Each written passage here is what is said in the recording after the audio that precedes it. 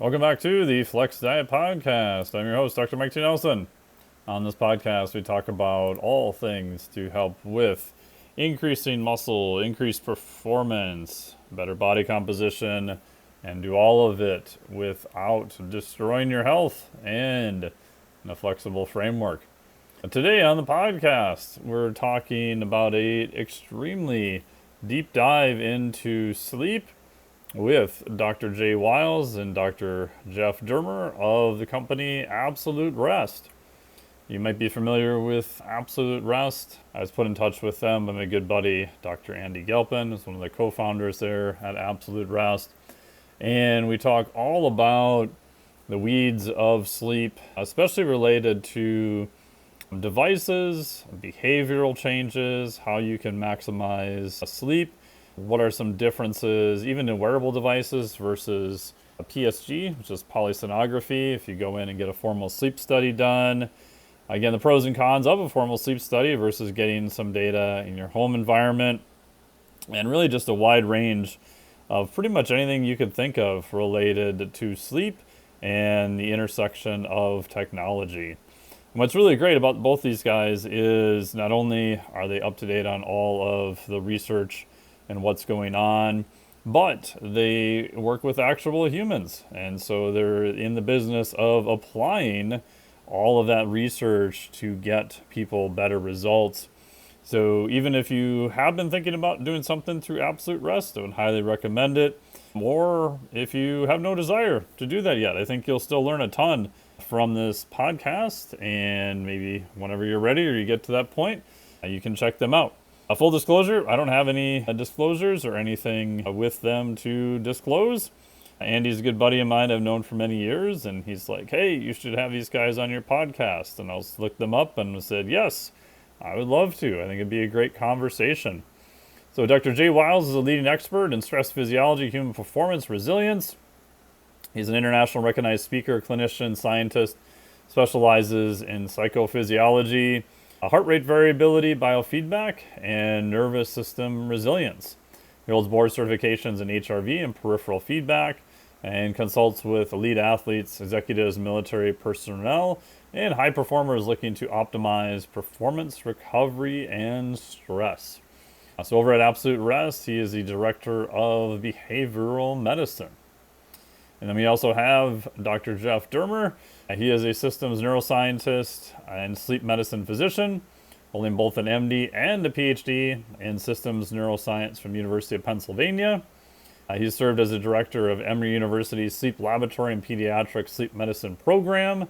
Also founded NOx, another health popular sleep company, and Nox Medical, a sleep technology firm. So he's deeply involved with advancing sleep at all levels, from serving on NIH advisory boards to many different roles in helping athletes all across the board. So currently, Dr. Jeff is the Chief Medical Officer at Absolute Rest. So I think you'll really enjoy this podcast here. And then for our sponsors, check out some tasty electrolytes from our friends over at Element. I try to, in terms of recommendation, have one packet in about 1 liter of fluid. My goal for myself, my athletes, and the people I work with is to consume that before noon and then another one in the afternoon. And I think that's a pretty darn good starting point for most people. Obviously, you can get much more in the depth weeds there if you need to, but I think that's a pretty good start. We'll have more info about Tecton ketones coming up very soon. Hoping to have more from them any day now. I'm just waiting to hear back once everything is all good to go.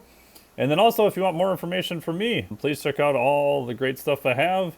Today you can hop on and get a special free report all about magnesium. This micronutrient is super important for sleep, recovery, and odds are you're probably short in it, at least according to the current literature. So check out the link down below. You'll be able to get that guide. It's pretty short. It's only about like 6 pages. I have all the references and everything there. The good part is magnesium is relatively inexpensive to purchase also. So for a lot of people, it's been a pretty big, easy game changer for sleep and recovery as a starting point. You can get it for free. Download it by going to the link down below. It'll also put you onto the daily newsletter. So you'll be hearing more stuff from me. So without further ado, here is the podcast with the guys from Absolute Rest. Enjoy. Welcome to the podcast. How are you guys today? Doing well. Rock and Good. rolling. Awesome.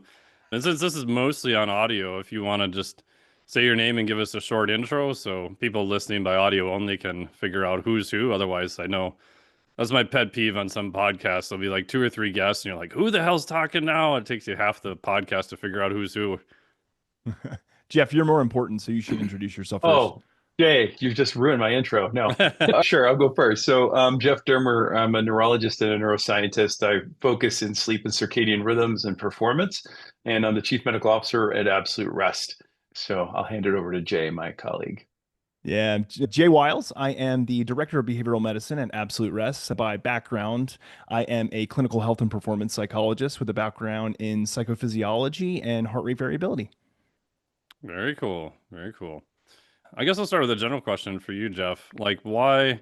I know this is really basic and everybody goes over it, but I think it's probably worth repeating. Like, do we have a good answer as to why we sleep?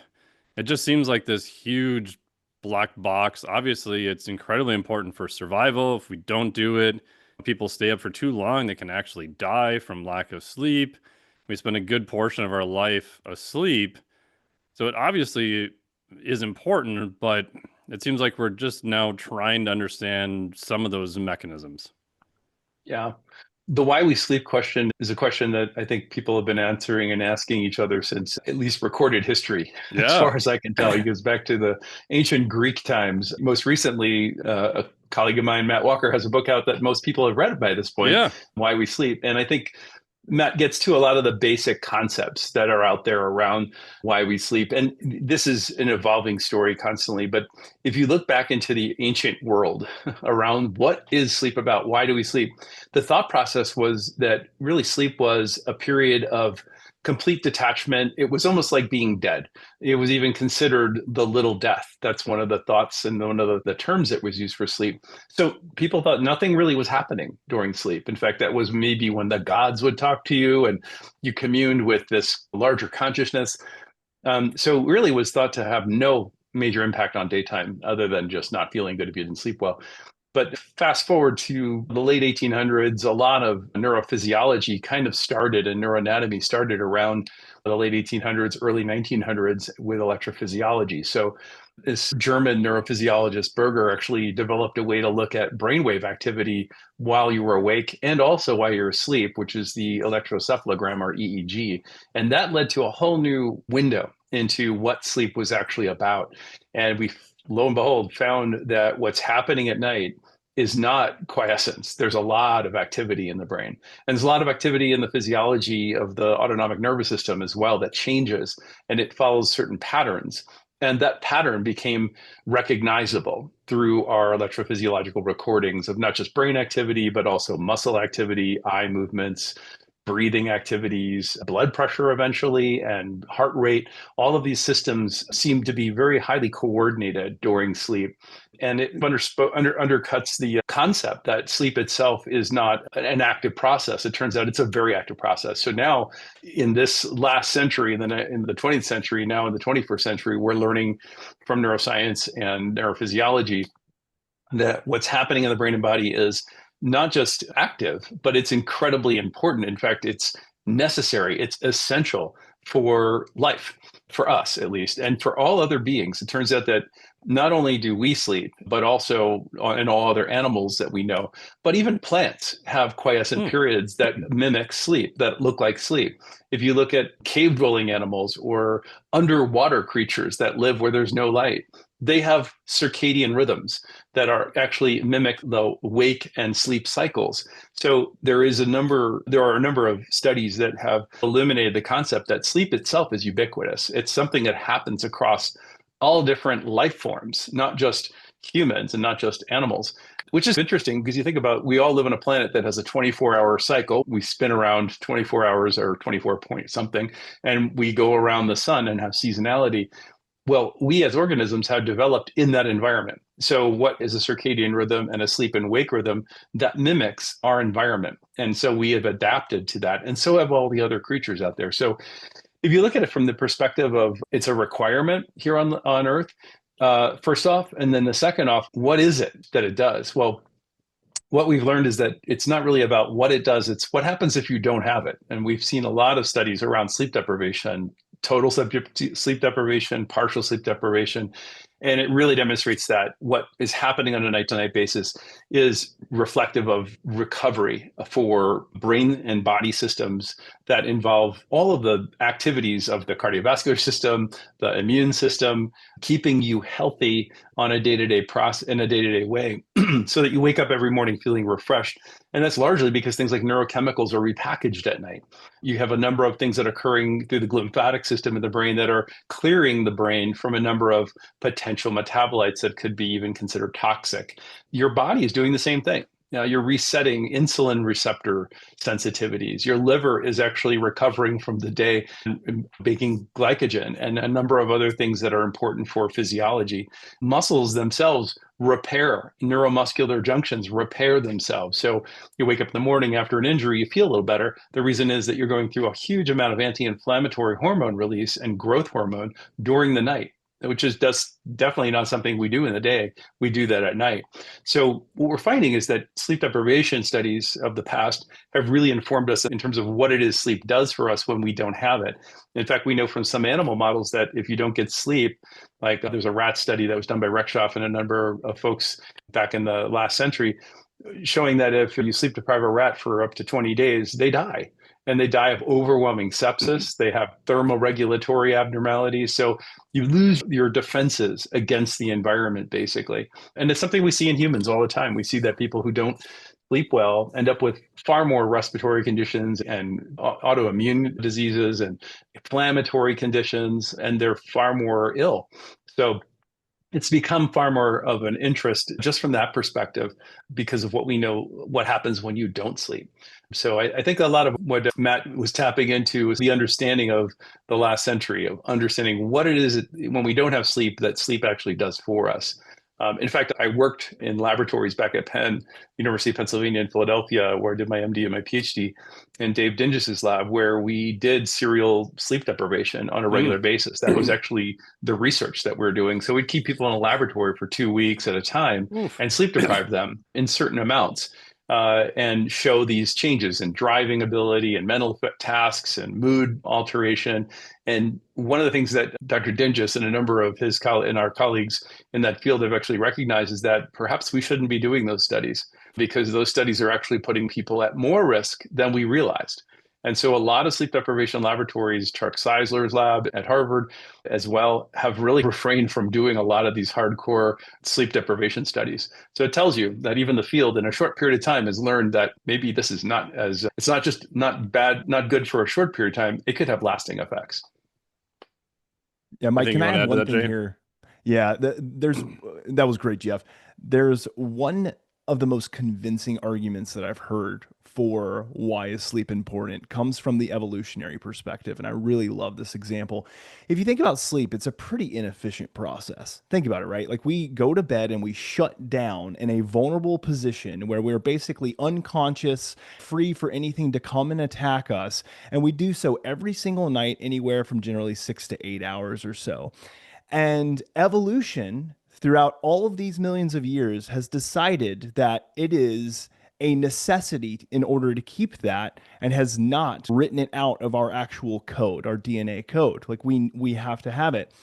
And if evolution continues to say you need this inefficient process, we should probably be listening to it. Because if it wasn't something that was a requirement, we probably would have written it out of our behavioral needs a very long time ago. So when I heard that, for me, it was like the light bulb went off and like, yeah, I think that's pretty convincing argument as to why sleep is a necessity. Yeah, I always think of even performance through the lens of survival. If you want better performance, like teach your body how to survive better. And along those lines, it's always been fascinating to me that out of all the changes over many years, like we're still sleeping. As far as I'm aware, the need for sleep is about the same. So it must confer, like you said, some massive survival advantage because it's a very vulnerable point, but yet it hasn't really changed that much, at least as I'm aware over time either. No, it definitely hasn't. There's been no major genetic changes in our genome that have precluded sleep at all. As Jay was saying, it's clearly an evolutionary benefit, and that cycle continues. It's true for all species that have been studied. And there are some great neuroethological studies of different species that show the variable amount of sleep that different animals get, especially cetaceans that live in the ocean and that float in a three-dimensional space. It's just as important for those creatures that could be attacked from at any angle at any time to sleep at least one half of the brain at a time, which is typically how a lot of the cetaceans sleep. And in fact, there are a number of other species that do the same thing. So it is evolutionarily very important, even if you're only sleeping half of the brain at a time or half the body at a time. Yeah, because I think it's dolphins primarily. The first study I ever read on that was dolphins with a unihemispheric sleep, where kind of half of the brain kind of checks out into sleep and the other half is still working because, like kind of what you said, they're maybe in a very vulnerable state, but they're may not appear like they're sleeping, but they're still getting a fair amount of sleep, correct? Yes, absolutely. In fact, some of the species like mallard ducks, for instance, that sleep on a lake, they sleep typically in a line. The ducks on the end of the line will leave one eye open and one hemisphere asleep, one hemisphere awake. The other ducks are sleeping, or both hemispheres are sleeping, and then the ducks rotate all through the night so that there's always on guard a watch duck, if that's such a thing. Really interesting studies like that. So you believe that this is something that is very important, that if you put watch ducks on the end of the line, it's important for this whole species to get sleep. Do you think humans could do unihemispheric sleep, and would there be any advantage? This is one thing I've wondered, like why. I understand why certain animals do it, but yet humans seem to be the most adaptable overall. Is there any reason that they could do it, or I don't know, just any weird thoughts around that? Jay, do you have any weird thoughts around that? Because I have. Oh my goodness. I could make up something that is completely tangential here, but I feel like I have no intelligent response for this, Jeff. So feel free to go and I'll add color. Please, let's do color commentary. So a really interesting question, actually. It goes back into my own personal history as a researcher when I was at Penn working with Dave Gingis and the group there and Alan Pack. There was a DARPA study that we actually sent in so we were applying for DARPA funding, and DARPA, like not just like stepwise progressive kind of research, but large leaps of research. So they're looking for out of the box thoughts. And so we came up with this really great idea of like a functional magnetic resonance imaging study helmet that we could put on pilots. And it was actually really cool because then we could see small changes in the brain that would associate with like frontal lobes shutting down. And that would be a better and more sensitive way to look for sleepiness. Well, we didn't get that award. We didn't get the DARPA grant. The grant that actually was received, though, was for teaching humans unihemispheric sleep. And to this day, I don't think it's worked because honestly, there is some evidence, though, in the literature and there's a lot of evidence around localized sleep phenomenon within the brain. So like parts of the brain actually come online and offline all the time, even during wakefulness. And at night, when we sleep, actually, these areas of the brain do the same thing. And it's around the thalamus, which is the little brain inside of your cortex. That thalamus gates information. So it usually has a higher gate while you're sleeping, so you don't activate the cortex and wake you up. But different parts of the cortex at different times are more or less active or more or less asleep. So these local sleep phenomena are noted in humans. How to actually capture an entire hemisphere so that you can stay awake on one side and asleep on the other, I think is not something that's really our program. If you look at all the other apes out there that are our family, we all sleep in a similar way. We all create beds, like the great apes create beds on the ground or some in the trees. And the efficiency of the sleep in the jungle is very different than our efficiency. In fact, there's some studies around that showing that there isn't any unihemispheric sleep, but there's less intense deep sleep compared to what we get. So in our protected caves, we tend to get into these deeper stages more so, and our sleep is more efficient. It's shorter than great apes, which can be, they spend 10 hours sleeping versus our 6 to 9 hours of sleeping. So there are differences, but I really doubt that we'll be seeing unihemispheric sleep devices at Walmart anytime soon. I'm sure the biohacking community is going to be trying to crowdfund for I something in definitely in think that you're right, field. Jay. Yeah. Yeah, there. Oh, for No sure. doubt. It'll be on Instagram tomorrow. It'll be like the new Unihemispheric sleep program in 17.5 days. Get it here now. That's right. Just as long as we don't get people trying to like shut off half their brain with electrical impulses, that could be a real problem. Someone's Hopefully not. doing it, Jeff. Someone's already out God, I there. said it out loud, Jay, on a podcast. Oh no. This is Get good. the attorneys ready, Jeff. Yeah, Get absolute rest counsel had ready. nothing to do with this. We do not endorse unihemispheric sleep. We do not believe it should be possible. No, okay. Yeah, my last crazy thought on that was, do you think some of it might be related to eye position? Because I think almost all the animals that do unihemispheric sleep have their eyes located basically on each side and don't really do 3D vision, where like apes and humans, and again, this isn't exclusive, but they tend to have their eyes more situated in front for more 3D vision. I don't even know if that's related or not, or I don't know, just something I wonder about. Your idea here is basically going to prey versus predator. So Correct. predators have eyes in the front of their head, prey on the side oftentimes, but that's also a very advantageous so that they can see a larger field versus see specifically something in front of them. I mean, there's some potential associations there. I don't know that there's any research associated with the actual sleep in like lions versus horses. Yeah, that would be but interesting. Yeah. that would be interesting. Dolphins certainly, and all the other cetaceans have eyes that are clearly not focused straight ahead. Yeah. That's an interesting concept. Mallard ducks is the same. But again, we should also like compare to eagles and owls and other birds within the same species. And there's been a lot of neuroethology around owls in particular because of their ability to echolocate and also to move. Their eyes themselves can actually see so much more than most of us. Yeah, interesting question. Love to hear if there's any science out there that could support it. Yeah, if people get bored, just look up eye function in owls. It's crazy. And how they can, or even hawks, like how they can stabilize their head as they're moving through complex environments. Like their head doesn't really move hardly at all. Some dogs and other animals are good at doing this too. It's just fascinating. Yeah. I was at a zoo recently, and we went to the owl area, and I was talking to one of the people there. I was telling him like, owls, these are so cool. They can do all this stuff. And he's like, man, owls are so stupid. He like gave me this 20-minute lecture about how he thought owls were like the dumbest animal ever, which was shocking to me. So maybe he just hated owls. I don't know, but Vendetta against owls. He probably got attacked when he was a kid. He's got some childhood trauma, and now he's laying it all out there for you. Yeah. I know that there are studies of owls that they do have unihemispheric sleep. So owls do have unihemispheric sleep. Not all owls, but many owls have unihemispheric sleep. So it's hard to say that the eye position is related because owls are in the front. And the thing is, the more we study different animal species, the more we find out that there's stuff we have no clue about. This is why basic science is so important.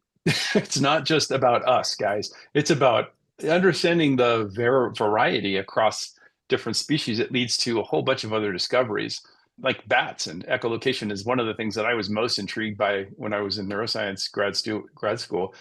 Just the amount of data that a bat can pick up from echolocation it had to have been something that DARPA picked up on. It had to have been utilized in some other fashion. So it's not just high tech, it's also looking at other basic animal species that could really help inform us.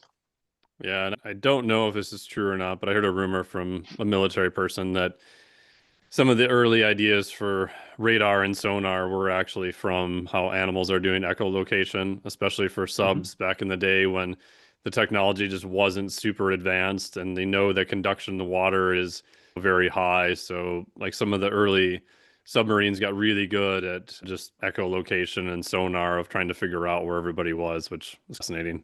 Yeah. I think dolphins I think it was Flipper in the 1960s. That was the model for training dolphins, maybe putting jetpacks on them, making them faster and spies against the Russians or something.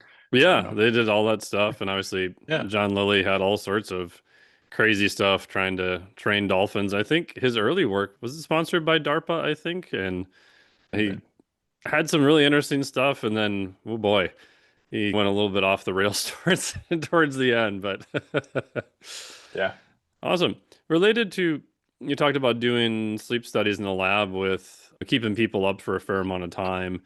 Would you agree that most people now probably need more sleep than what they realize, but that the awareness of how much sleep we need tends to unfortunately get worse the more sleep deprived we are? Like I've heard stories of friends of mine who were sleep researchers back in the day that they would run around trying to recruit people on campus, and people would be like, "Oh, I'm not sleep deprived at all," and then we'd put them in this dark room and have them do like boring, repetitive tasks, and they would tell me like how many of the people would just almost fall asleep during the test, even though they reported before going in that, "Oh, I don't really have any sleep issues. I'm just fine." Yeah. It's a huge issue. Jay, you want to Yeah. jump on The that?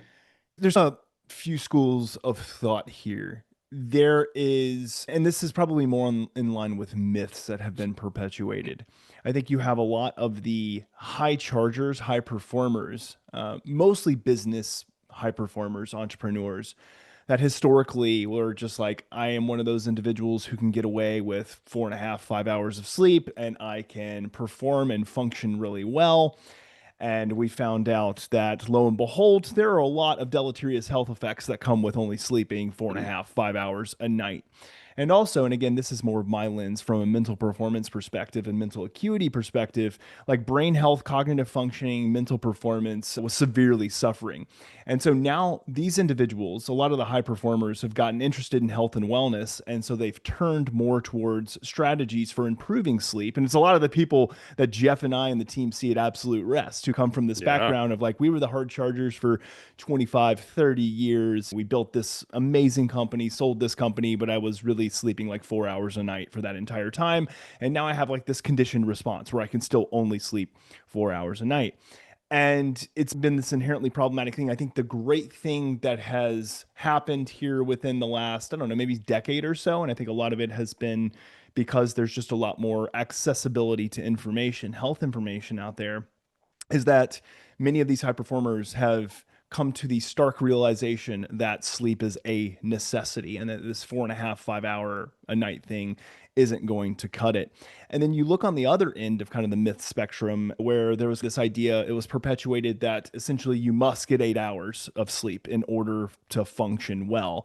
And I think that by and large, I'd rather someone get 8 hours than get 4 hours. So I'll for just make sure. that distinction. But also, too, we know that based on a wide variety of factors that I'm sure that we can talk about and get into, is that 8 may not necessarily be the sweet spot for everybody. You may not actually require 8 in order to function well, to recover, to be at the highest level of mental acuity and mental performance. And so that kind of begs the question. And one of the things that we do kind of at Absolute Rest is we want to make the assessment for this individual of where that sweet spot is for them. Because I think so many people, they come in and they're like, I've been the 4 hour a night for 30-year person, get me to 8. And we're like, hold on, not so fast. We don't know if that's actually realistic and advantageous for you based on a wide variety of factors. And so for us, we take a much more nuanced and personalized and granular approach to determining what is the appropriate amount of hours, because maybe you are someone who for whatever reason like the 6 to 7 hour range is really your sweet spot. We've identified that anything under 6, not good. Like there are Yeah, no advantages to being under 6. Going over 8, not a ton of distinct advantages there as well, especially when you start to approach the 9 or 10. Unless, and again, this is the example, if you're a high performance elite athlete, you may need that extra amount of sleep. So, again, those are edge cases. And so a lot of it is just figuring out based on, again, a personalized approach of sleep assessment, kind of where your sweet spot is. And for many people, and again, I don't want to say this is the rule of thumb or a golden rule for sleep, but we find that for many people, a good starting point is 7. That's like a good midpoint between the 6 to 8 hours is, of course, 7.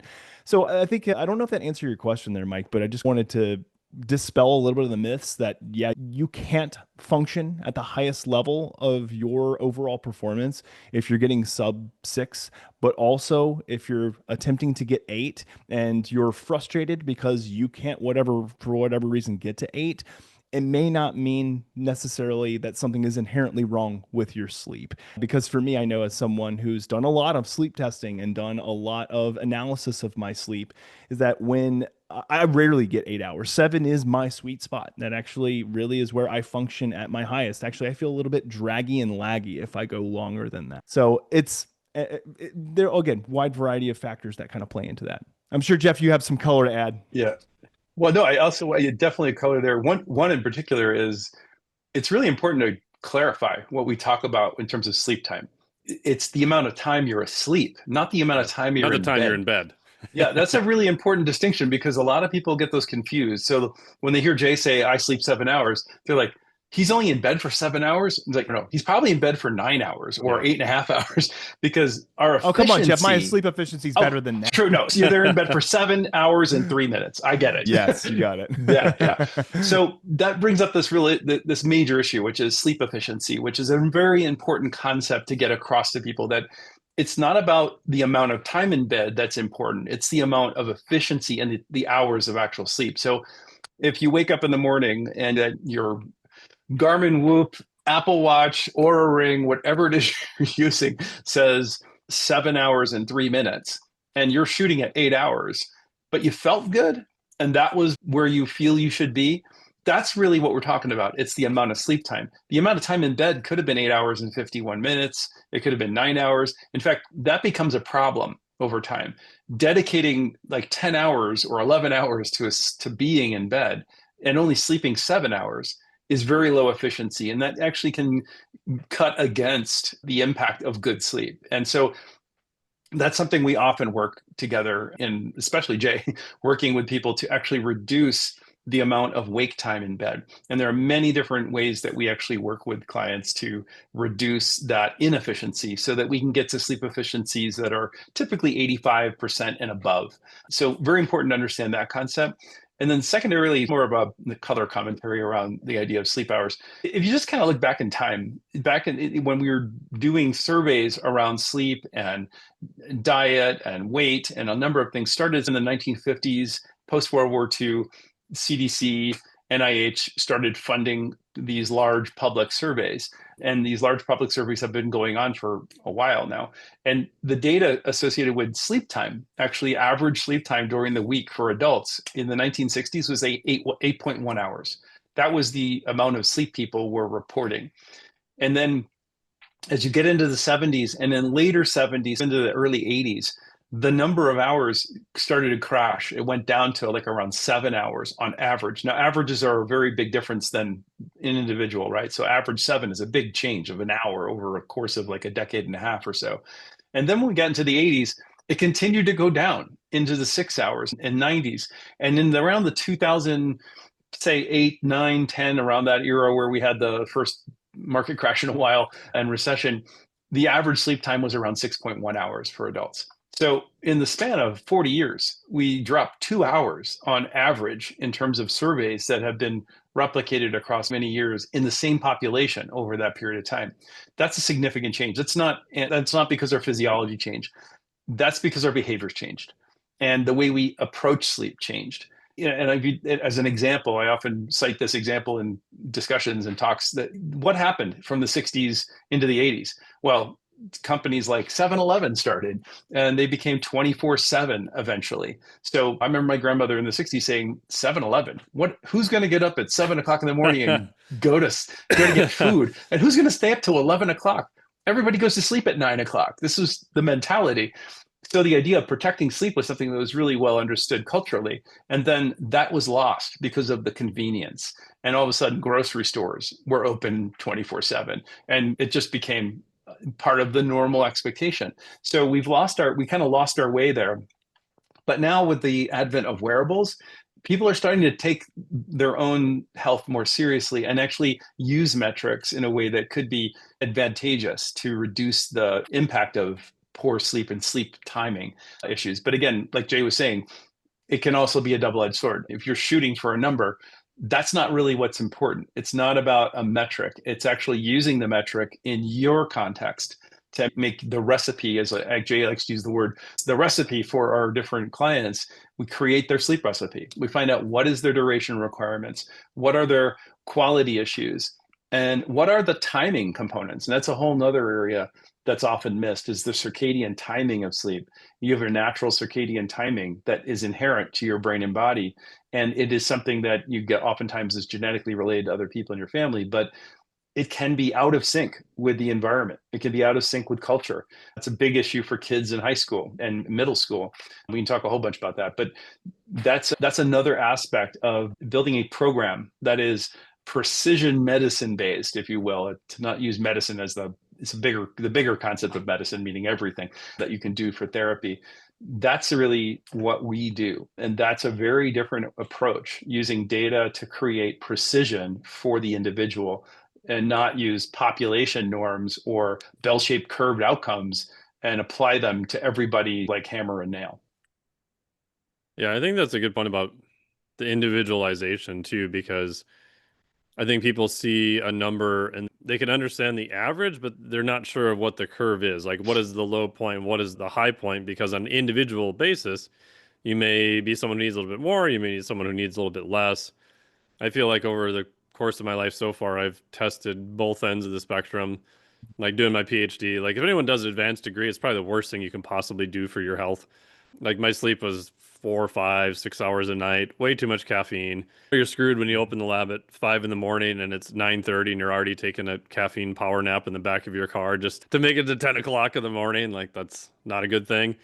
And then now I feel like I probably, I don't know if I sleep too much, but what I've noticed with training, if I'm doing more higher volume, heavier weight training, it seems like my need for sleep goes up quite a bit.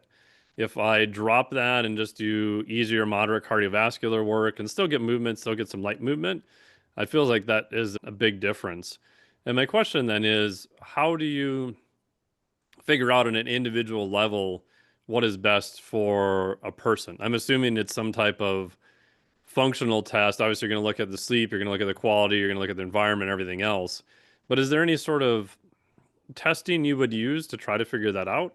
Anecdotally, what I use is looking at my heart rate, looking at my performance in the gym, and then cognitively, especially on writing tasks, how I feel. And I feel like just roughly from those, I can get an idea of where I'm at.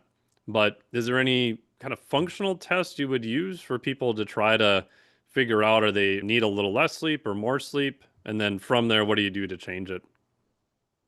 Yeah, the one thing to point out here, because I think that the objective metrics that we can use for testing are valuable and they're important. However, we should not overlook their subjective experience.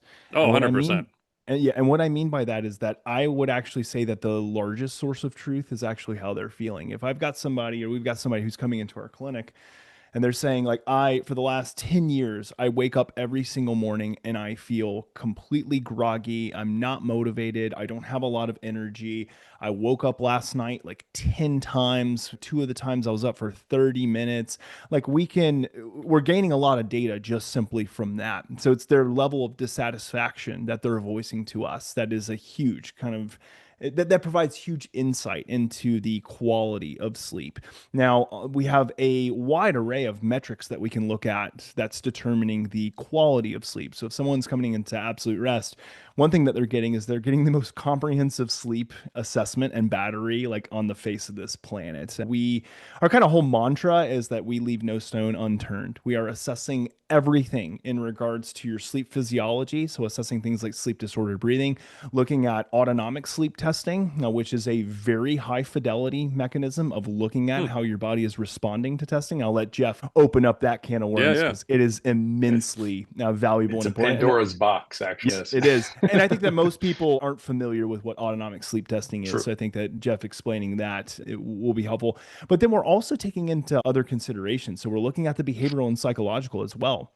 And that's a key kind of differentiation between kind of the work we do in our clinic versus more of like a traditional academic clinic that's really just going to maybe do like a polysomnography, do some sleep testing, looking at sleep physiology. They say, yeah, yes or no, you do have sleep disordered breathing, and they give you the CPAP and say, good luck. For us, yes, we're doing that. We're doing in-home polysomnography and autonomic sleep testing, but we're also assessing things like someone's behavioral patterns. We're looking at kind of their psychological well-being. We also assess environment. Are there aspects of the environment that may actually be lending itself to poor quality of sleep?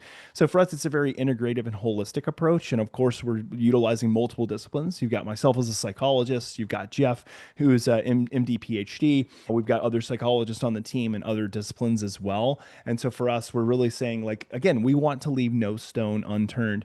So that's more of a broader view of how we look at things. I went more from the subjective as a starting place, but then also we have a lot of testing. And I think that testing can be immensely enlightening. So Jeff, I think maybe, unless Mike, you want to lead this in another direction, I think Jeff's speaking about like the autonomic testing and how that provides insight into someone's quality of sleep is probably a good place to go.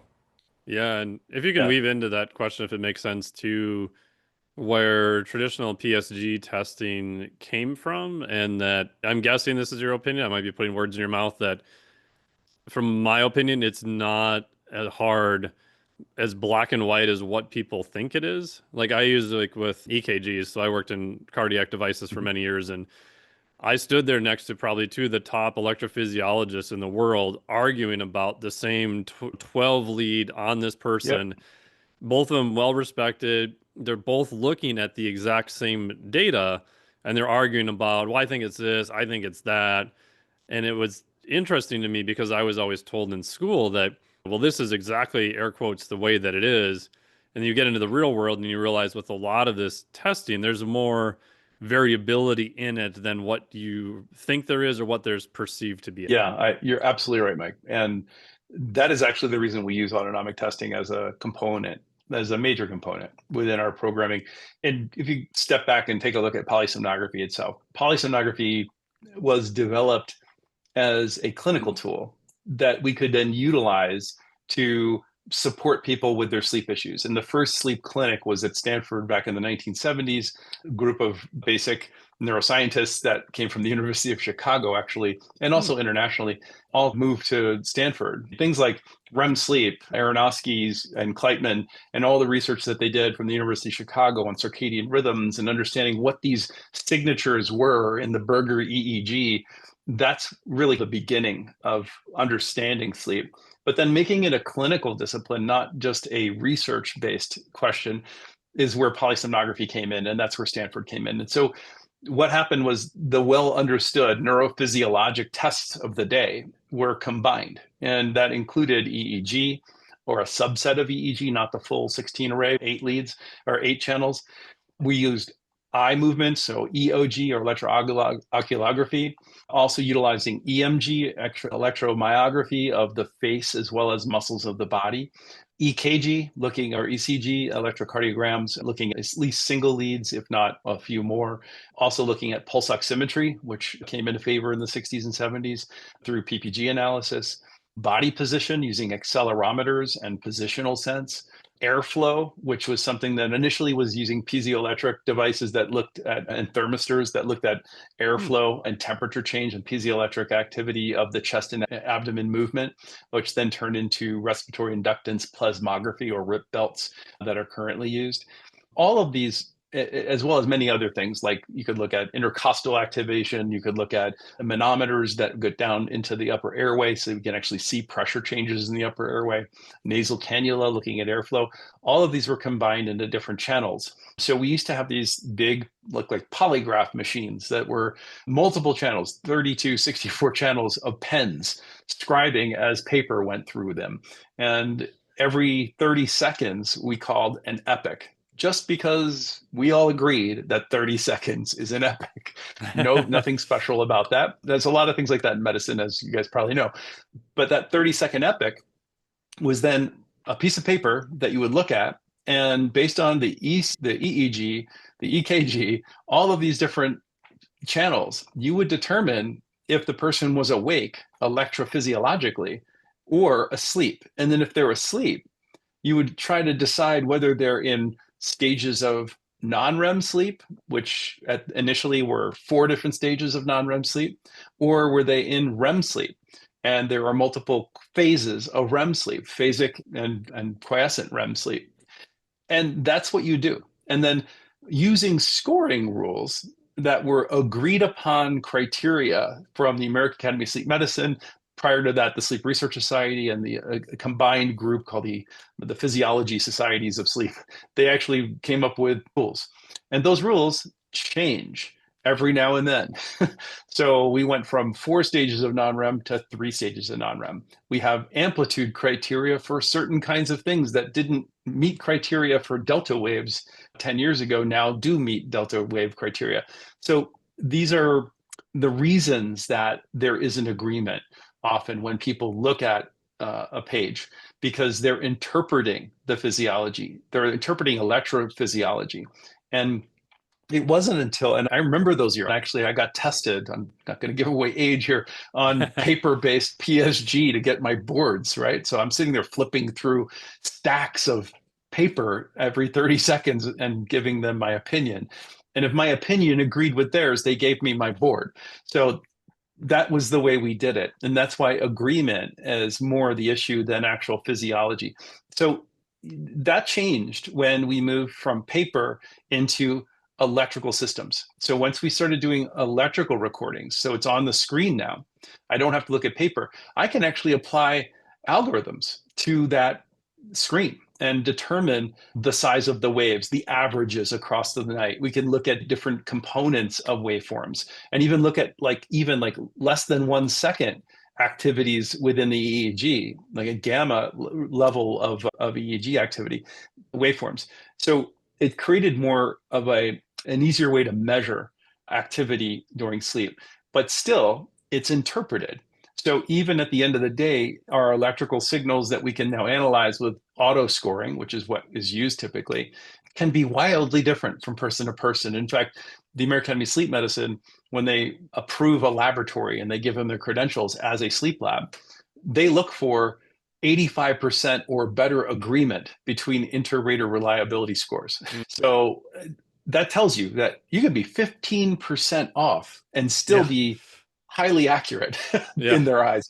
So that's an issue with PSG. So we have all of these years, like 40, 50 years of PSG clinical information, research, clinical articles. So there's a lot of knowledge built around PSG. Still a very valuable instrument for that reason, because we can apply lots of different knowledge points from PSG.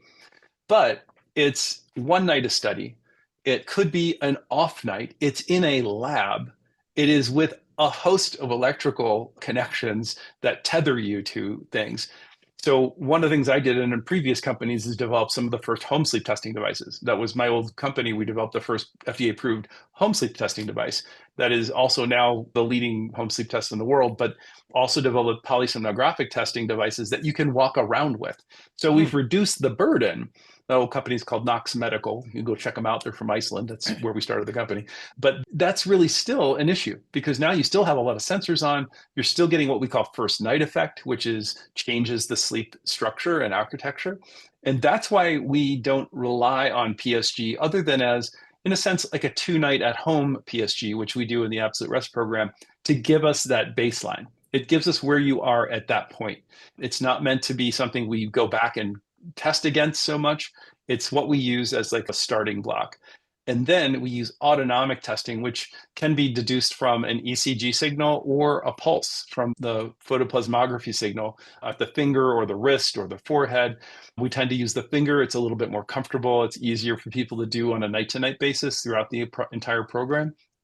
And what we're looking at with the pulse and deducing from this data is direct physiological outputs using something called the cardiopulmonary coupling algorithm, developed first really at Harvard in the 1990s and then utilized as a research tool for many years, and also now a clinical tool that's FDA cleared.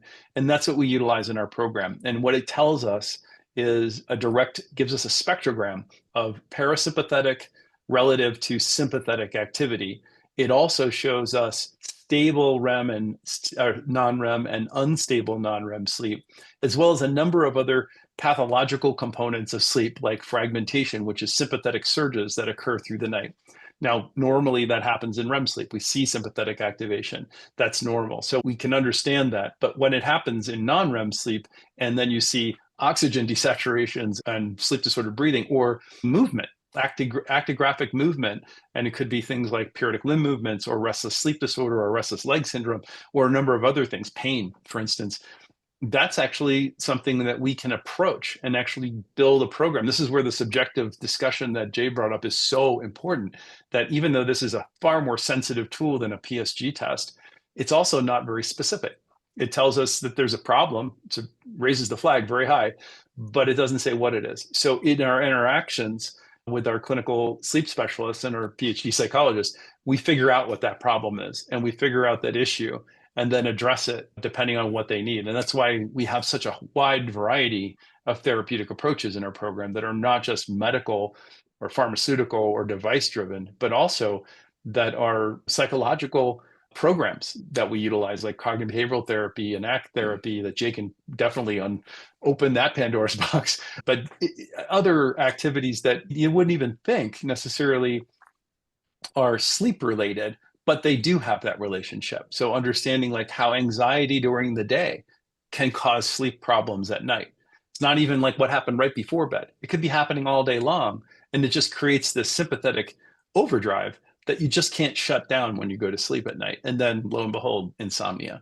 Same thing's true for things like ADHD. If you've got untreated ADHD in the daytime, it doesn't go away at night. It actually continues to create problems.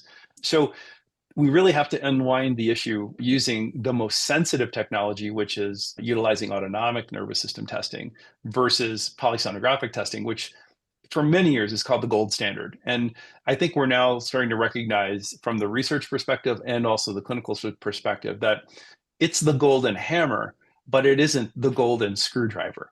So we can't use it for the same outcome. It's not the same tool. So now we're starting to take the PSG apart, actually. You'll see that there are devices that show brain activity through EEG only, and they're using that specific component, or actigraphy, which we do with all wrist and activity-based bands and wrist watches.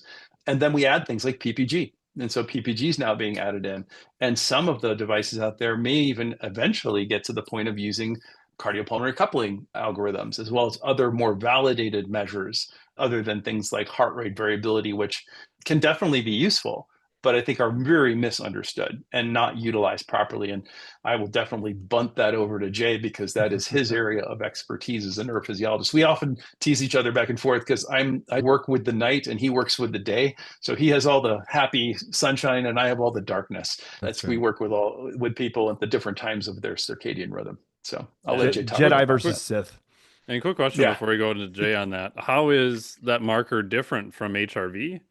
And how are they related? Because it sounds like they're trying to get at the same thing, but they're doing it by a little bit different. And maybe that'll lead us into the HRV discussion. Yeah, for sure. I can give you a sense. So CPC, or cardiopulmonary coupling itself, through that waveform, is something that requires heart rate variability as part of the calculation, but also respiratory rate variability. So what we deduce from the actual signal is, like, when you look at the pulse wave, not only shows variation in heart rate, it also in frequency, but it also shows amplitude changes.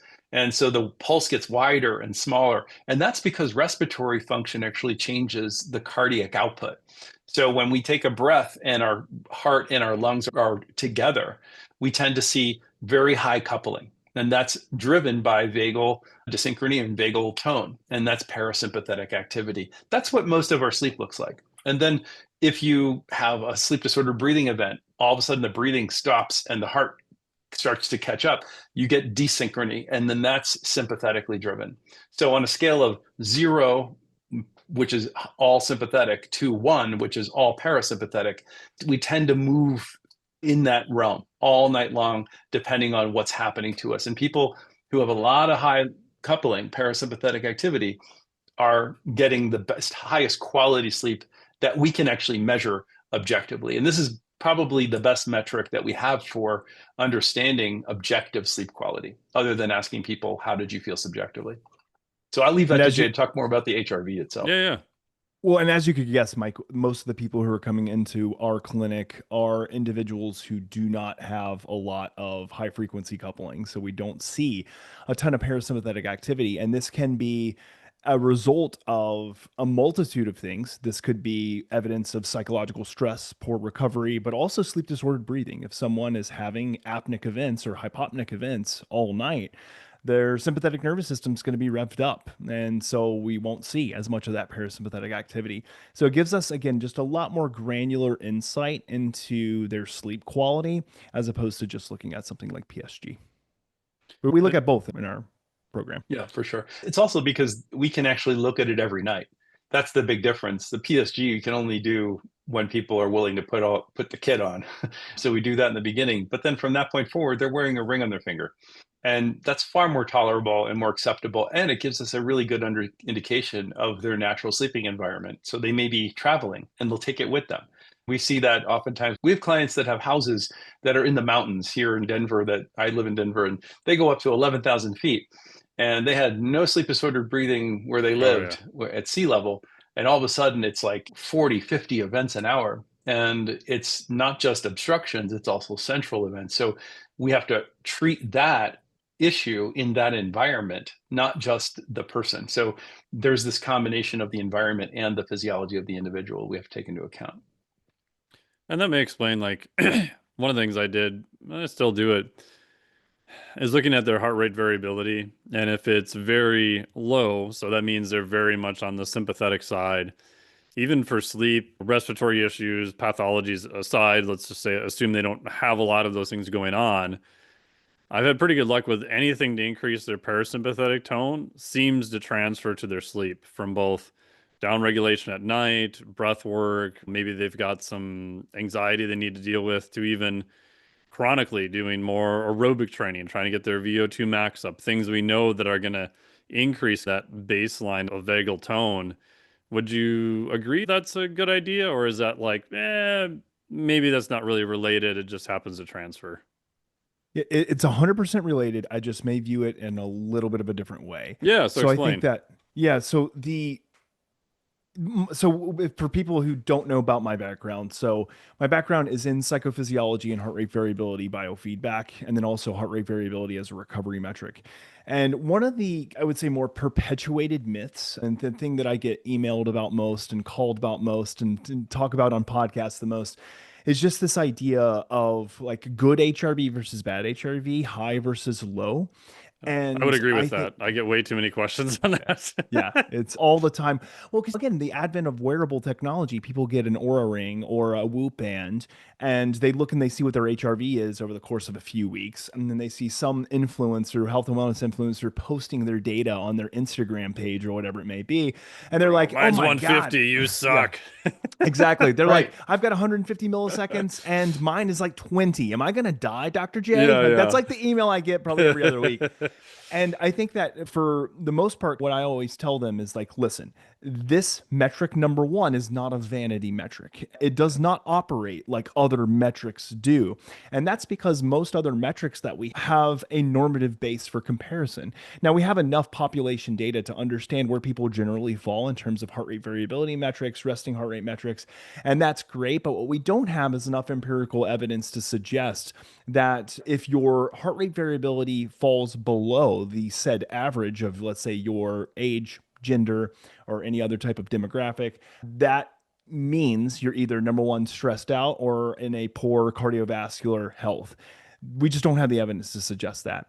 What I tell people is that a good HRV is not a high HRV. It is not a low HRV. It is a stable HRV across time.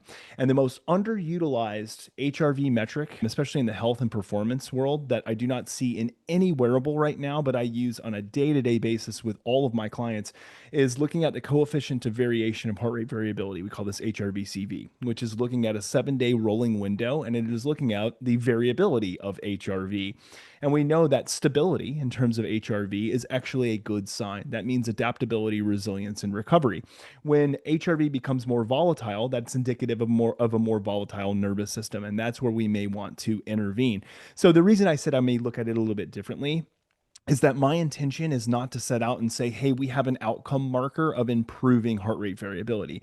I say that we have an outcome marker of improving psychological flexibility and also nervous system resilience. And this is where we introduce with every one of our clients. And this is within absolute rest, but also like if I'm working with my elite athletes or high performers from a nervous system stability perspective, this is where we're going to introduce any mechanism to help them better control their nervous system. This is typically going to come from things like down regulation practices.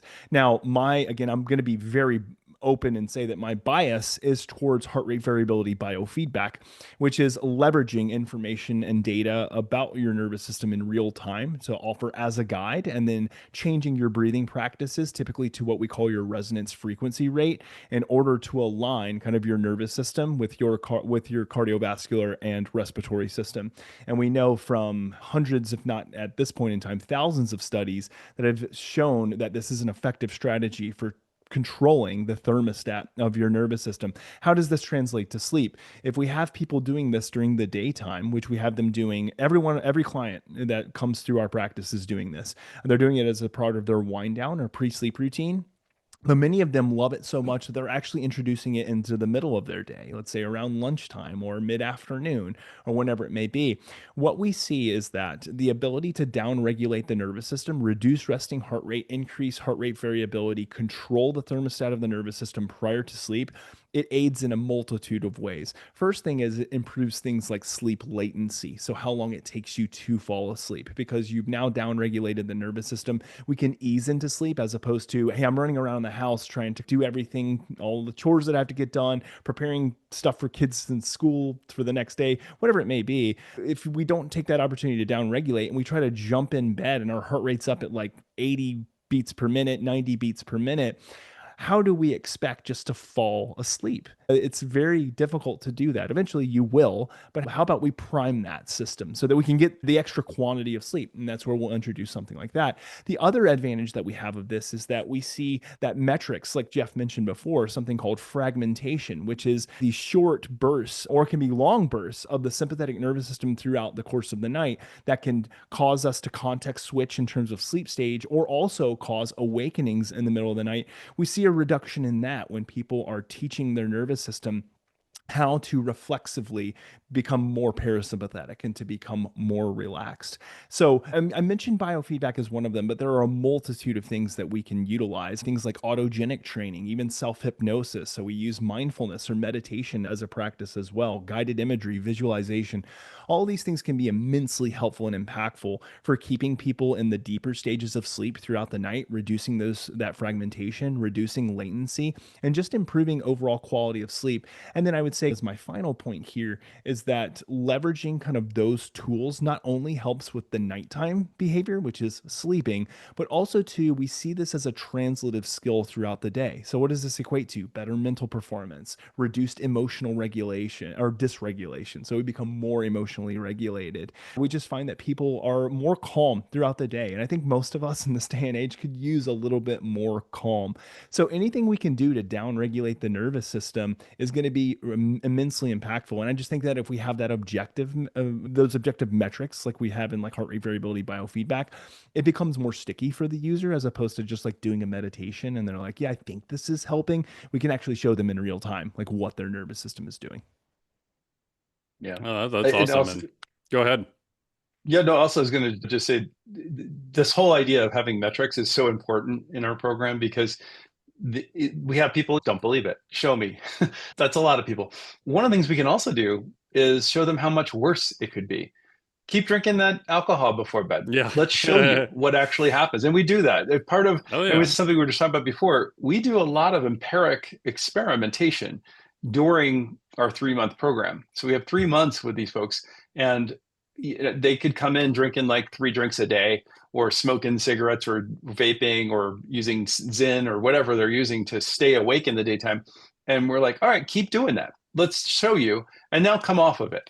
And we'll see what the difference is between these 2 different functions. And then you decide, does this make sense for you? And it becomes it really works into, and Jay can talk a lot more about this, their values and their value system. Like, what is it that's important to me Is that what's important to me? Are the metrics going to drive my change in behavior? Because at the end of the day, all the precision that we bring to the table in terms of diagnostic abilities or figuring out the context of a problem using all of these data sources, if we don't make the behavior change precise or precision based, they'll never change. And it won't have any kind of impact over time. So precision-based medical practice or precision-based behavior change is a big part of our program. And it's actually something I think it's missing across the spectrum in the whole concept of precision medicine. As I work with the NIH Sleep Disorder Research Advisory Board, and we set the tone in terms of what are we going to fund from the NIH for sleep. And we had this big discussion at our last big meeting a month ago in DC that this is a time where we're getting so much more information, but people are still not even changing like simple behaviors, like setting bedtimes for their kids or little things like when they eat. So how do we do that? And a big part of this comes from behavior change psychology, which is also Jay's area. And this idea of value-based change, I think, is a big missing piece that we've really found incredibly effective in our program. Yeah, I feel like a lot of my job, I could just replace my job as I'm just an awareness coach, but nobody understands what that means, and they probably wouldn't pay me a lot of money for that. But a lot of it with the wearables, it's nice to be able to, and I've done this for years with HRV of, oh, okay, like you think having 2 beverages a night doesn't affect your sleep or whatever. So, okay, great, do that. We'll log it, we'll look at your HRV. You'll have nights where you don't have that, or maybe 1 drink, or however we're going to set the parameters, and then we'll come back and we'll review the data. And then I'm just going to show you, oh, look, because I can almost say, you guys are probably seeing the same thing. Like right around, especially 2 drinks and more, almost everyone, their HRV will drop. Other metrics usually go to crap. And I just asked them, like, okay, you have to now decide if this is worth it to you or not. But I do not allow them to say, well, I want really good HRV. I want my sleep to be amazing. And I want to drink 3 drinks a night. Okay, for your physiology, this is just not possible, right? So you have to pick one or the other. If you tell me, hey, I went out with some friends and haven't seen them in a while, we had 2 drinks. I know my sleep wasn't good, but that's okay. That's a decision I actively made. Cool, man. We're fine with that. But I think a lot of times everybody, they want to do both, but they don't realize the cost that they're actually paying to do that. Everybody wants to have their cake and eat it too. And of course. It's Me too. It's totally understandable. It's totally understandable. That's human nature. Exactly. Yeah. The one thing that we always tie back to, and this is kind of Jeff's point in regards to the value system, is I always ask why until I can't ask why anymore. And so the first thing that we do when they come in is they do what's called the VLQ, which is the Valued Living Questionnaire. This is developed by Dr. Stephen Hayes, who is the creator of Acceptance and Commitment Therapy, so ACT. And essentially what it does is that it gives you this list of kind of like values. This may be physical health, intimate relationships, children, on work, on and on. And then you rate that on a scale of 1 to 10, 1 being this is not important to me whatsoever, 10 being the most important to me. And you do that, and then you do the questions over again. But this time, instead of rating what is the level of importance, you say, are my actions on 1 to 10 in line with that value system? 1 being actions are not aligned with that value, 10 being my actions are. And what we're looking for here is, where are the discrepancies? Where is somebody saying, well, my family is the highest value system for me at a 10, but my actions are at a 3. Oh, huge discrepancy that we have here. Now, how does this relate and tie back into your overall health and wellness and what you're doing? Well, then we continue to ask the question of, well, why is that? What's getting in the way? Well, I'm going out and I'm drinking with my buddies every night after work because we need to de-stress and gripe about everything that's going on in the law firm. Heard that one before. Or maybe some other story that somebody's giving. And the question has to be, well, okay, well, how is this impacting kind of your overall ability to connect with your kids? It's like, well, I'm getting home and actually the kids are already asleep by the time I get home. So I'm really not seeing them until the weekends. And on the weekends, I've got more work to do. And you're like, but you rated work at a 7 and you rated your family at a 10. I was like, there's this gap here that we need to address. And for us, the reason that it's so important is because we do not believe that any type of behavior change is going to be sustainable unless it is tied directly to your value system. If you are simply doing it just because you want some said metric outcome, I want to improve my sleep disorder breathing, I just want to have better sleep, like that's great and it may be successful and because it's novel within the first few weeks, but it's not going to create this lifelong sustainable behavior pattern. So for us, we want to tie kind of why improving your overall sleep and reducing alcohol use, improving your ability to downregulate. Why is that? How is that tied to improving your value set or the behaviors around your value set? And it just becomes immensely more sticky when people can link the behavior with why. And so I think that kind of just to circle back to the point here is that if we really want to drive home someone's ability to execute sustainable behavior change in the long run, it's got to actually matter to them. And if it doesn't matter to them, why the hell are you here? Why are you spending all this money to do this work?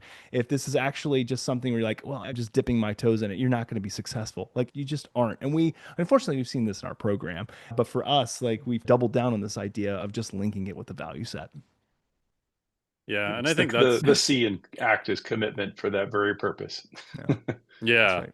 And I think that's where having a program like what you guys do, just having coaching in general to interpret the data and to apply it to their values and to hold them accountable, to run those scenarios through with them.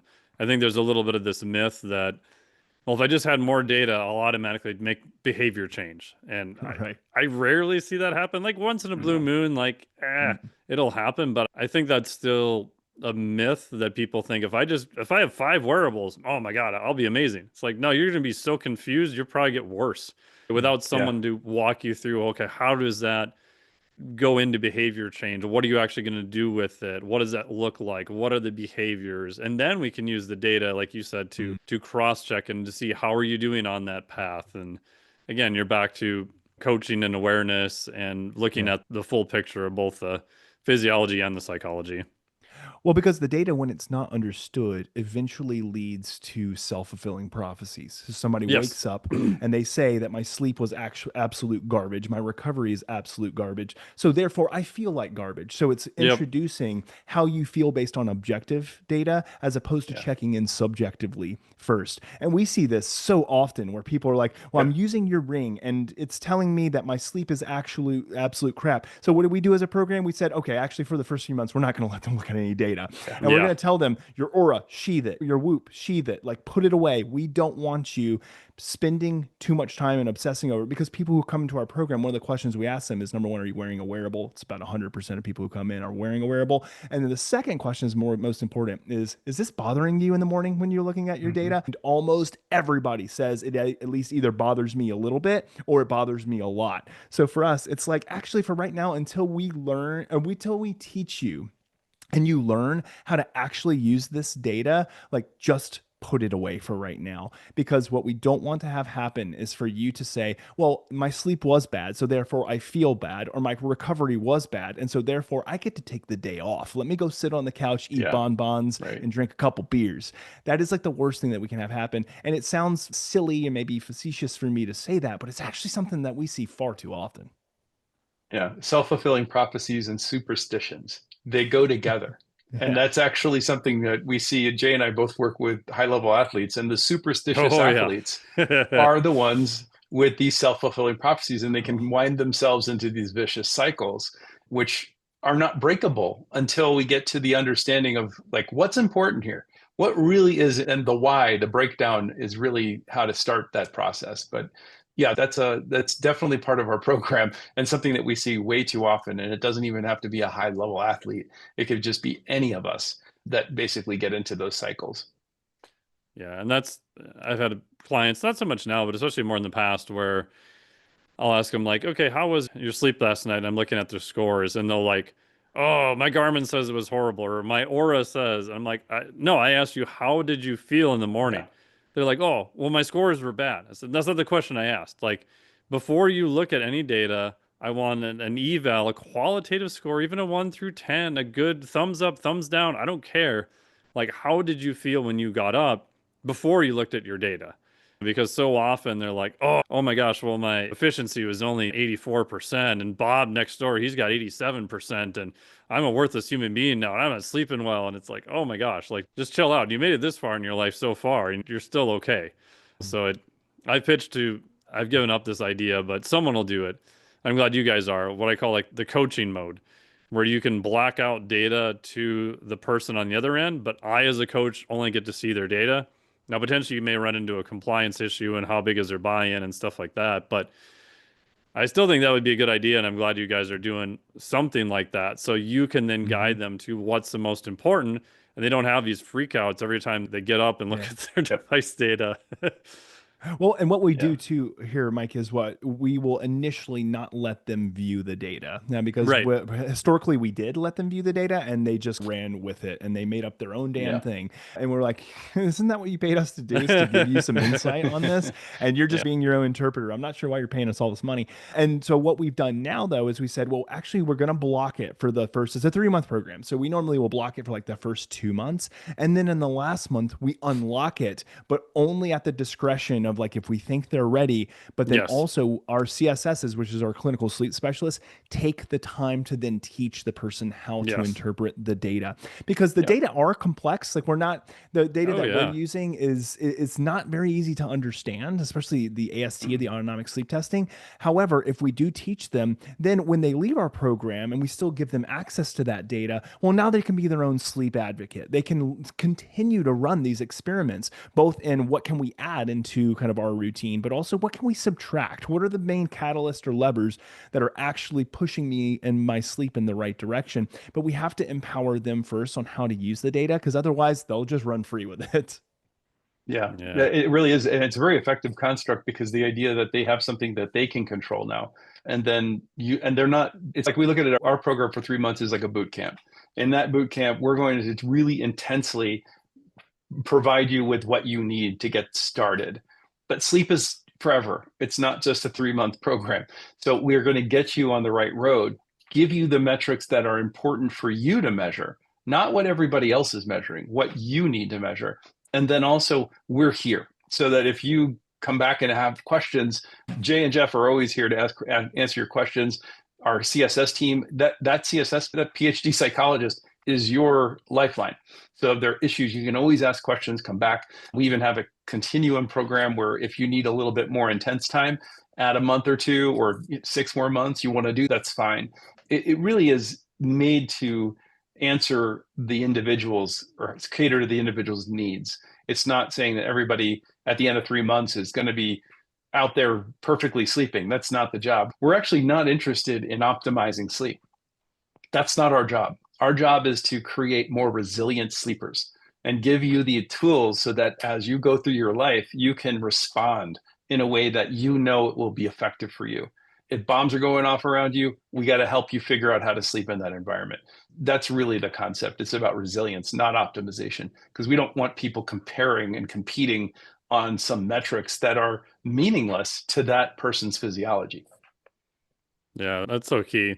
One side note question, I'll have you guys explain exactly everything you do at Absolute Rest and give us the full rundown. What have you seen with caffeine and especially now nicotine? Like it's a funny side story. And this one was on me. This is my fault. I had a guy who could not figure out his sleep stuff. We tried everything and he was a busy professional, had to work a later shift, et cetera, et cetera.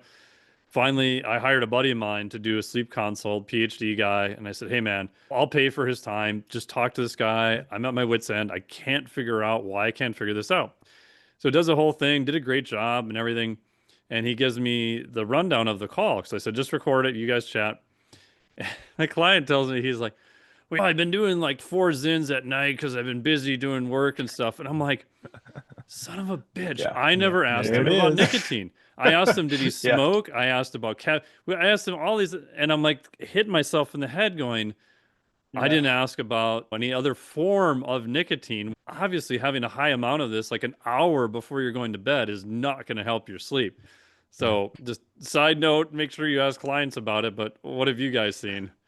Jeff, I don't think we've ever seen anybody who's No, using what is stimulants. this caffeine you speak of? Is Yeah, it I know. something that I should Stimulants. know What about? are you talking about? What is this? Crazy. Yeah, man, adenosine and nicotine, nicotinic receptors and adenosine receptors are probably, other than GABA, are the three main receptors that we work with in terms of sleep and wake. And so, yeah, it's a big part of our intake discussion around not just how much you take, but when you take it, what forms are you taking it, and also how long have you been taking it. And we even, as part of our program, and we can talk more about the program itself, we do serum testing. So we look at a number of values that are not just associated with normal metabolic function, but we're looking at things like you're taking 27 supplements, not an unreasonable number for some people actually in our program, and your B12 level is 3,000.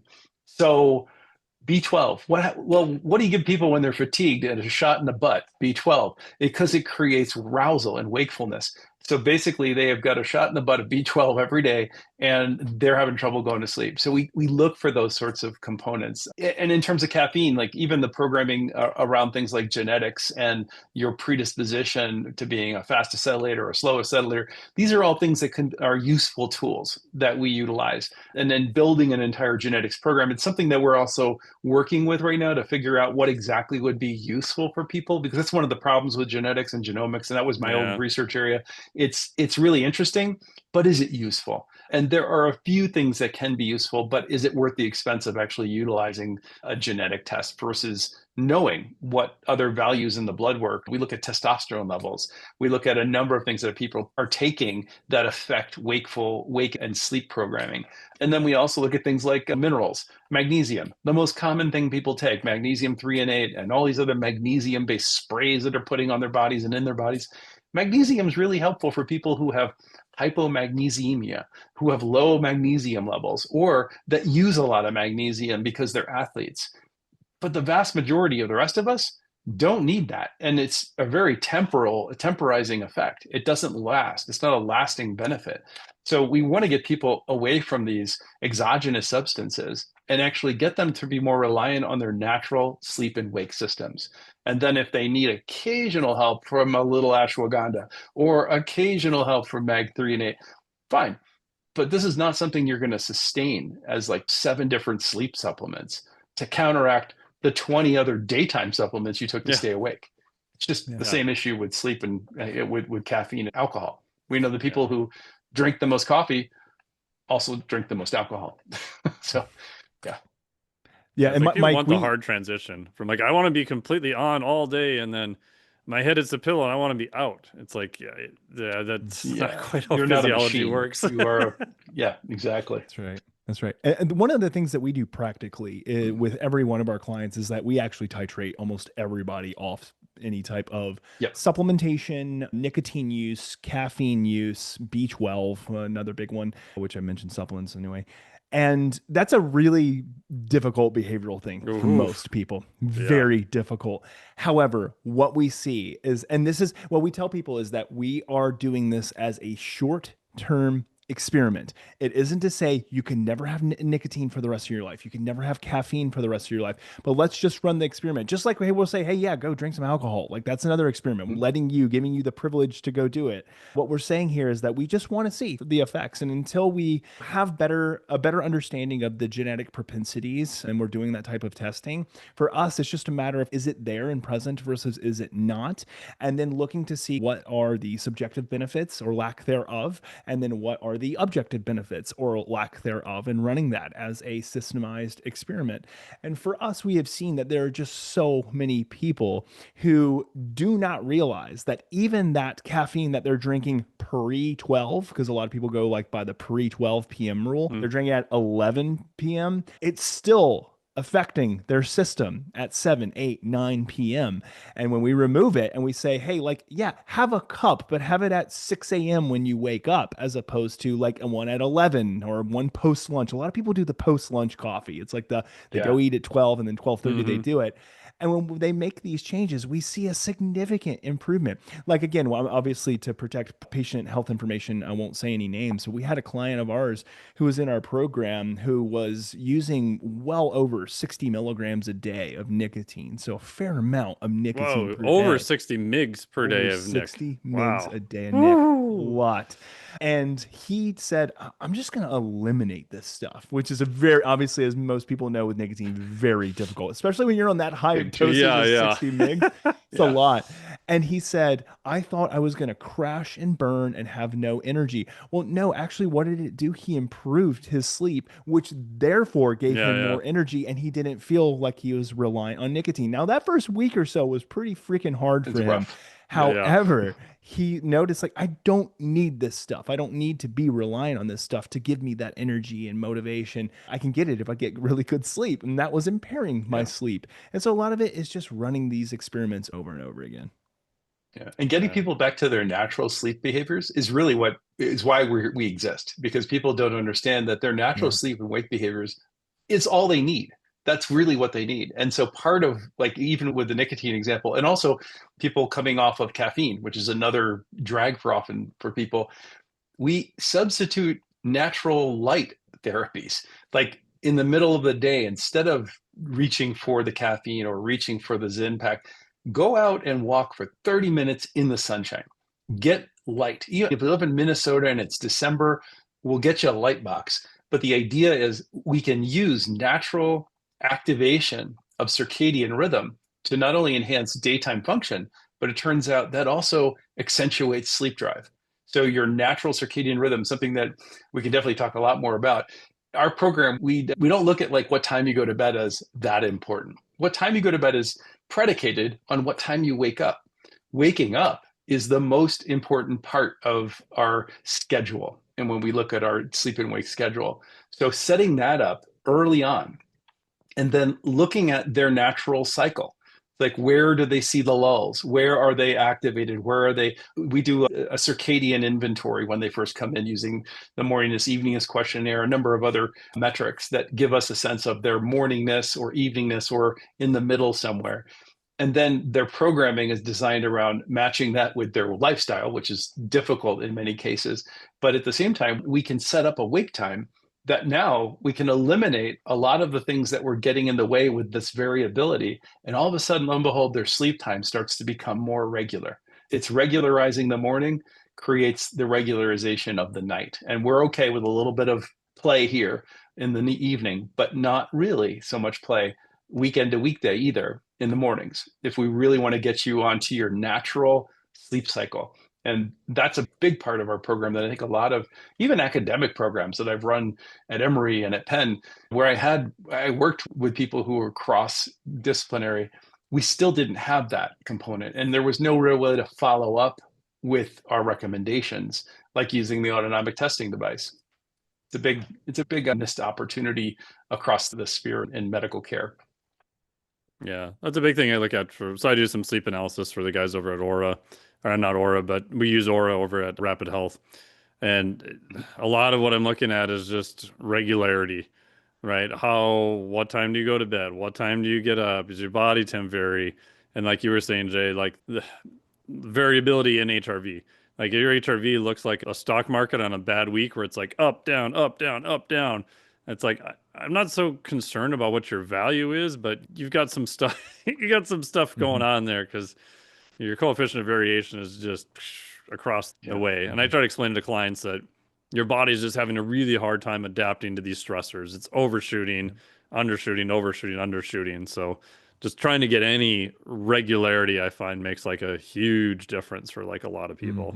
So Yeah. tell us about Okay. the program you guys got. Like I know you send a whole bunch of sensors. You're even looking at like CO2 in the room and all sorts of stuff. So tell us all about it. Jeff, you want to talk about all the physiological stuff, and then I'll talk about all the Sure. the other stuff? Sure. Absolutely.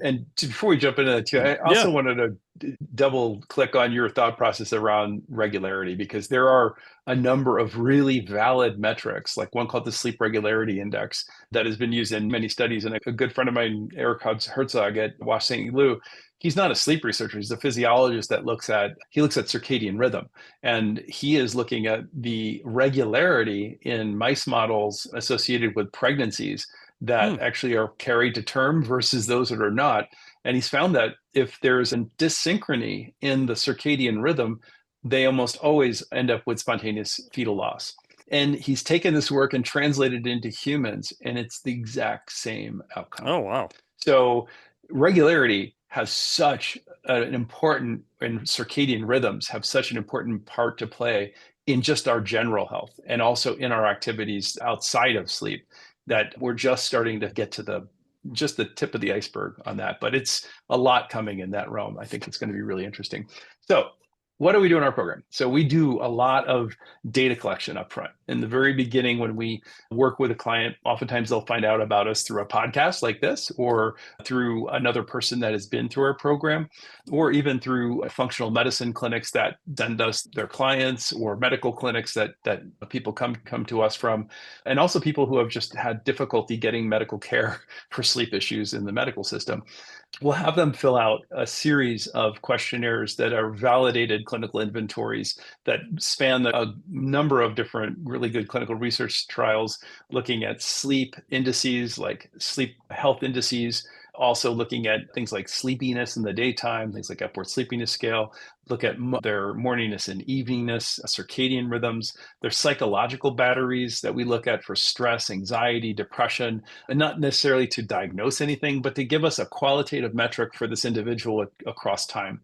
All of those data points give us a significant amount of information about the thought process and also the behaviors. We also do a number of other inventories like the VLQ that Jay mentioned earlier, the Values Life Questionnaire, and the TIPI, looking at the 10 item personality inventory. So we understand who we're working with and how they approach life.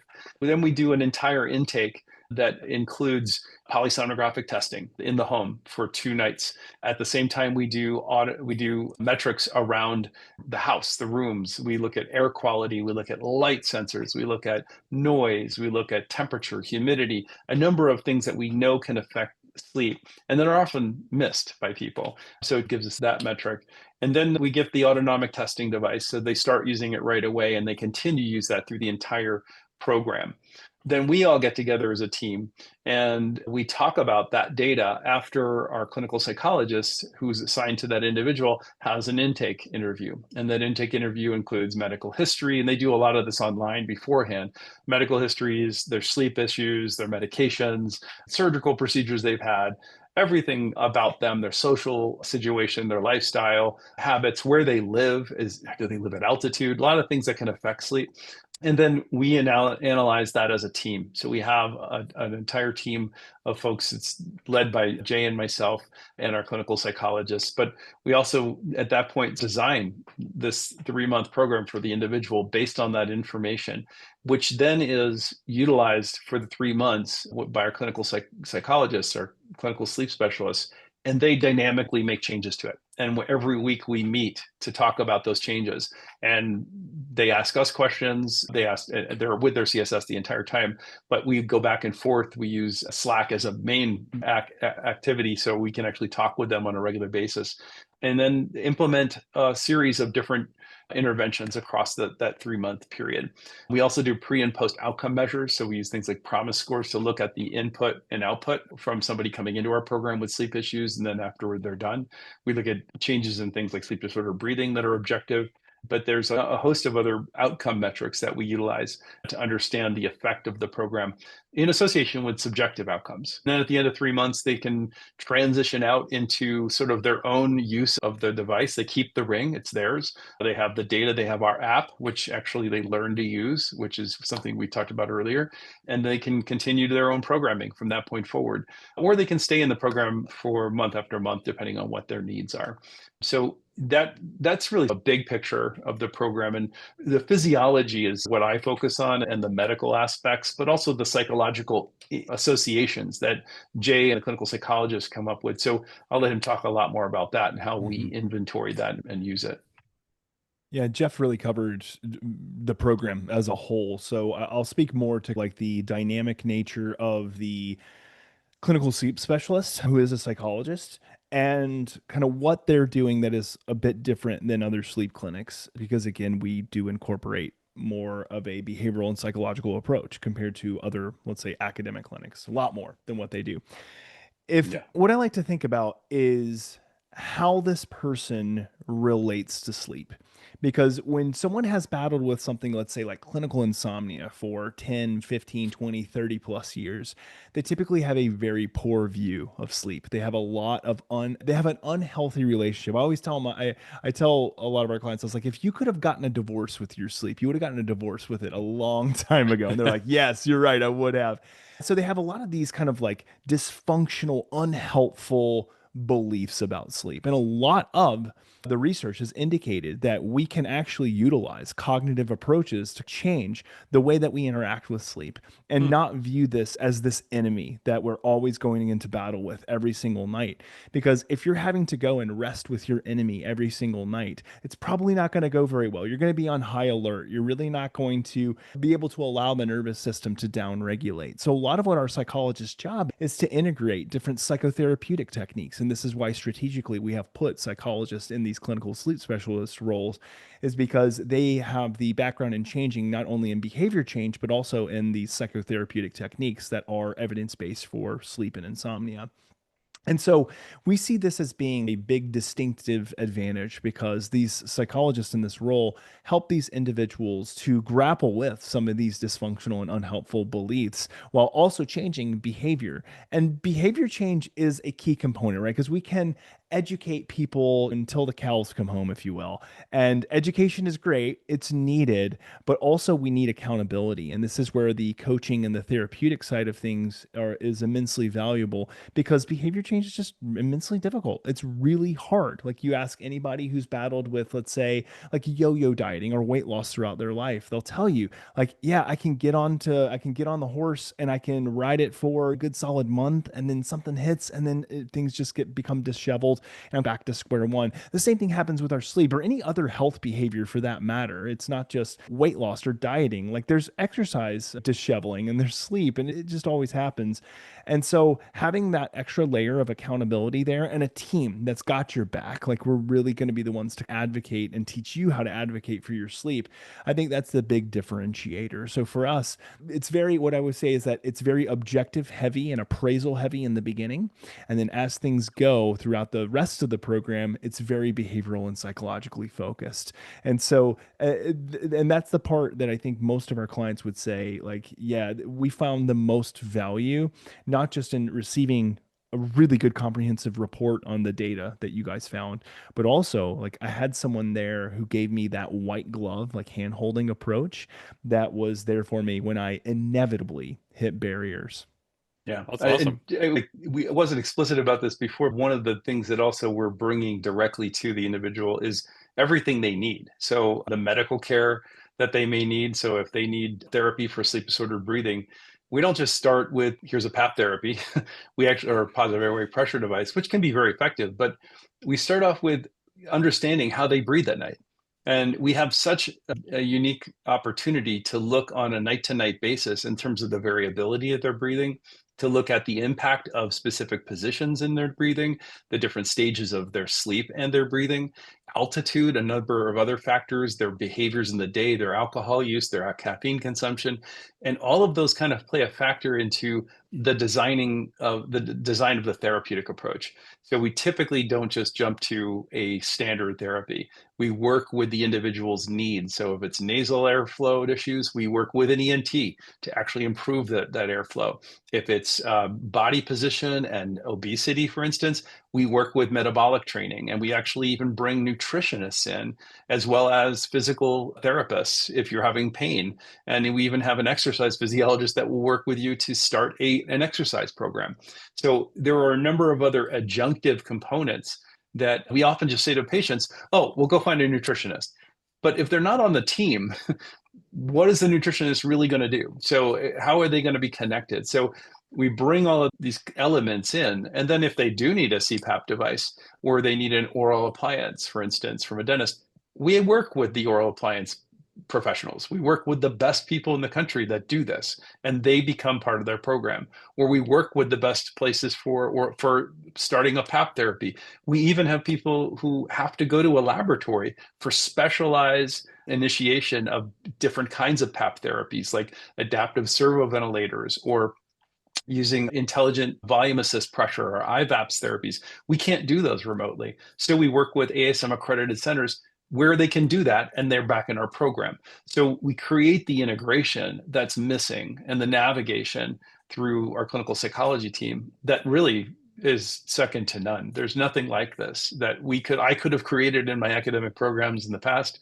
and that I know Jay, working in the VA system in particular, and the vets with the DoD, you get a lot of support around issues, but not a team like this. It's quite a different environment from our perspective.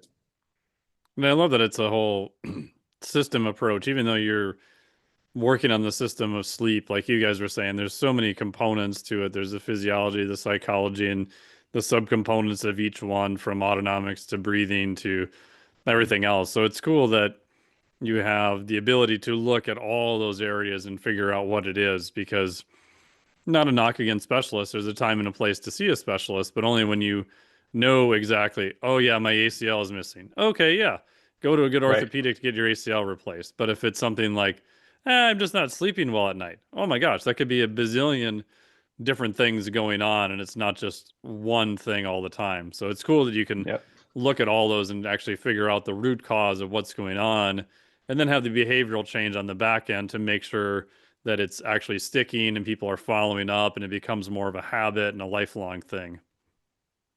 You got it. Awesome. It sounds easy in words, but it's really difficult in practice. So I think if we're easy, a lot of other groups would be doing it. We're just creating a new scenario and then building outcomes around it so that we can demonstrate it. Awesome.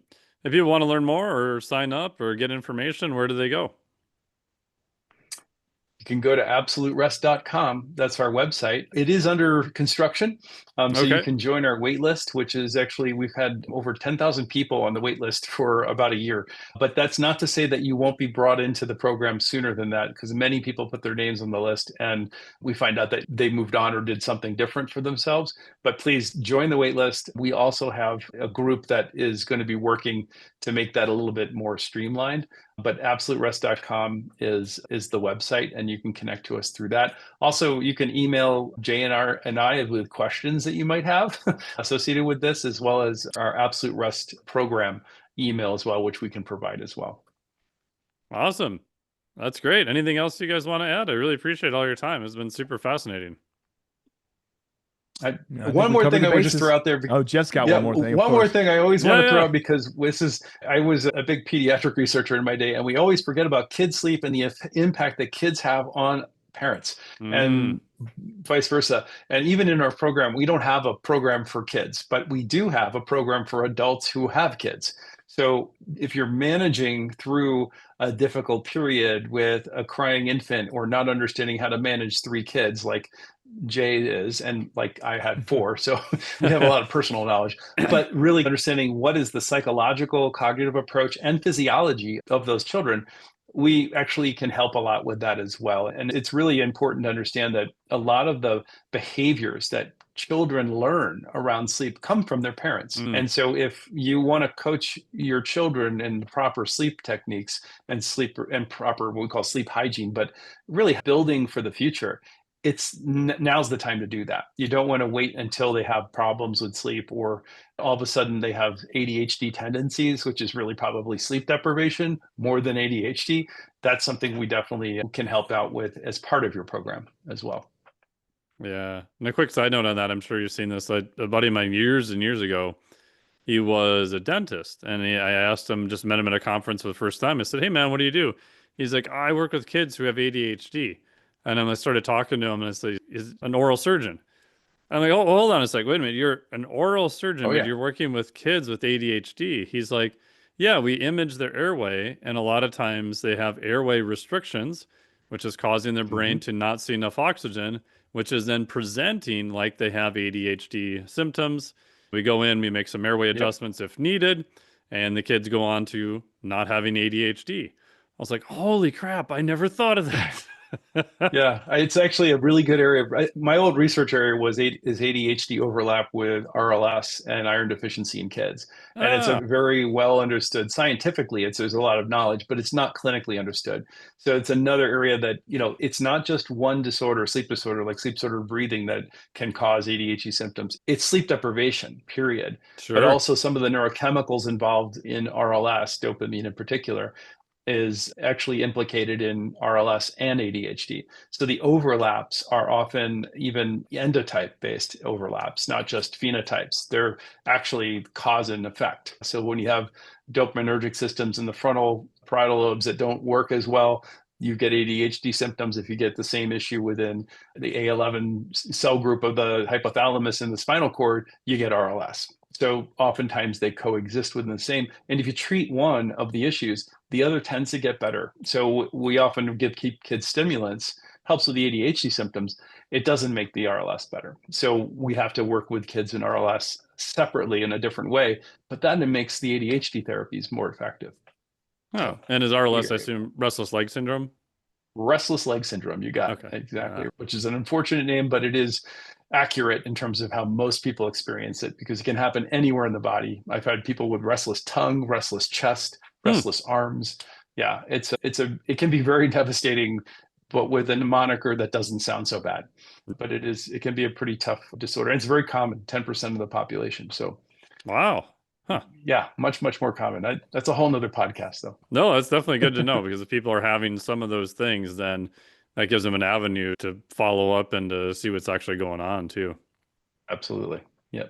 Awesome. Well, I'd highly recommend everyone check you guys out. Go to the website and thank you so much for all your time and sharing all your information here. I really appreciate it. Yeah, thanks for having You us. bet. Thank Thanks so you. much, Mike. Thank you so much for listening to the podcast today with Dr. Jeff Dermer and Dr. Jay Wiles from Absolute Rest. I hope you've learned a ton of stuff about rest and how you can apply the science of sleep, better body composition, performance, and just more energy day to day. So huge thanks to those guys. If you are interested in them, full disclosure, I don't have any disclosures. They're doing really great work. My buddy Dr. Andy Galpin said I should have them on the podcast, and I said yes. And it was a fun conversation, so you can definitely check them out on their social media and all of their information below. If you do end up working with them, please tell them I sent you, even though I don't make any money off of it. But they're doing cool stuff, and so I want to support them. And thank you for listening. Really appreciate it. If you want to download my free report on missing micronutrient magnesium, which can help with recovery and sleep, download it below for free. Just pop in your email address and we'll send it over to you directly. Also puts you on the daily newsletter list. So thank you so much for listening to this podcast. I want to also let you know the physiological flexibility certification opens again October 13th. So if you want to be a lot more resilient, increase your body's ability to recover, be more anti-fragile, this is the certification for you. Talk about everything from temperature, pH changes. So pH changes would be certain breath techniques like Wim Hof or Tumo.